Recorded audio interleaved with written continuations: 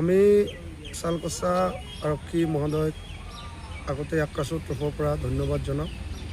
তেখেতে আজি বৃহৎ সফলতাৰ কাৰণে আজি এজন মাফিয়াৰ ওচৰত গাঞ্জা মাফিয়া যাৰ নাম নুৰুদ্দিন আহমেদ আমি শুনিবলৈ পাইছোঁ। তেখেতে পাণবাৰীত বসবাস কৰি আছে।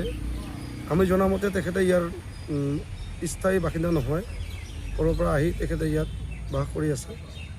তেখেতৰ ওপৰত তদন্ত হ'ব লাগে আৰু তেখেতে আহি ইয়াত যে এনেকুৱা বেয়া কামৰ লগত জড়িত থকা যি সমাজৰ প্ৰতি বেয়া এটা প্ৰদূষণ কঢ়িয়াই অনা তেনেকুৱা ব্যক্তিক আমি কোনোমতে দল সংগঠনে আশ্ৰয় নিদিওঁ, এইটো আমাৰ স্পষ্ট কথা।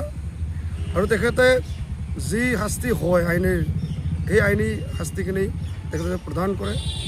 আৰু তেনেকুৱা কাৰ্যত যদি কোনোবাই লিপ্ত আছে, আমি আৰক্ষী মহোদয়ক বিনম্ৰতাৰে অনুৰোধ জনাওঁ তেখেতকো যাতে বিচাৰি উলিয়ায় আৰু তেখেতেও যাতে ঠিক এনেকুৱা শাস্তিমূলকৰ সন্মুখীন হয়।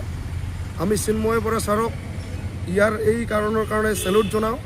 তেখেতে আজি আমাৰ চালকচাৰ এটা বৃহৎ সফলতা ক'ব লাগিব যে পাণবাৰী গাঁৱৰ থাকি এটা নিচাযুক্ত ব্যক্তিক যিজন গাঞ্জা মাফিয়া, এই গাঞ্জা মাফিয়া কৰায়ত্ব কৰিবলৈ সক্ষম হৈছে। আমি বৃহৎ সফলতা কৰি ভাবিছোঁ আৰু তেখেতৰ সাহস আমি মানিছোঁ। তেখেতে গোটেই ৰাতি অভিযান চলাই যি এই মানুহজনক কৰায়ত্ব কৰিবলৈ সক্ষম হৈছে। আমি চিন্ময় ছাৰক বহুত বহুত ধন্যবাদ জনাওঁ। ঠিক আছে।